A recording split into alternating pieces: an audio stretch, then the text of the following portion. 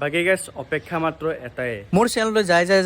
next stage পাইছে তাৰমানে 200 subscriber হ'বৰ মাছ এটা লাহে লাহে বহুত হৈছিলে বায়ো আহিব ধৰিছে মই ভাবিছোঁ কি বায়া হয় যদি বাইক অলপ চায়ে যাওঁ লাহে লাহে বহুত হৈছিলে বা মেঘালয়ৰ পৰা আমাৰ গুৱাহাটীক ক্ৰছ কৰি ফাইনেলি আমাৰ গুৱাহাটীত বৰষুণটো দিল আগতে আৰু মই এনেকা বৰষুণ দিলে চাইকেল লৈ কেনে অলঙে দলঙে ঘূৰে ফুৰিছিলোঁ নালা কাষে কাষে মাছ বিচাৰি আৰু বাদ দিয়ক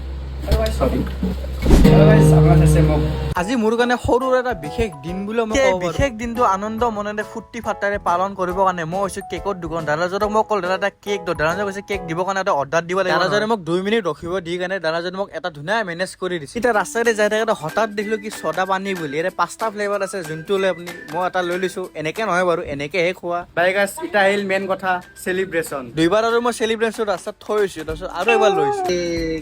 মোৰ চেলিব্ৰেশ্যনটো বেছি সৰু নেকি বন্ধু তাৰ মানে জাগাই নাই কেকটো ভেনিলা কেক হয় নাম এখন কেক কাটা চামুচ আপোনালোকে গম পাইছে চাগে মই কেক কিহৰ কাৰণে আনিছো মোৰ চেনেলত 200 ছাবস্ক্ৰাইবাৰ কমপ্লিট হৈছে আপোনালোক বহুত বহুত ধন্যবাদ আজি মোৰ চেনেলত অতিথি হ'ব হলো মই